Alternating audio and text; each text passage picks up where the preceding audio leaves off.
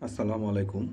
মোবাইলে যখন আমরা নতুন একটি বাইন্যান্স অ্যাকাউন্ট ওপেন করি, তখন অ্যাপসটি লাইট ভার্সনে থাকে এবং লাইট ভার্সনে ইজিলি কোনো কাজ করা যায় না।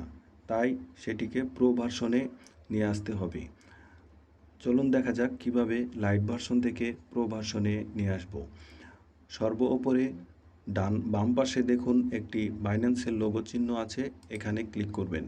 ক্লিক করার পরে নিচে চলে আসলে দেখতে পাবেন বাইন্যান্স প্রো। এখানে আমরা একটা ক্লিক করলাম, ওয়েলকাম টু বাইন্যান্স প্রো। এখন বাইন্যান্স প্রো চালু হয়ে গেল।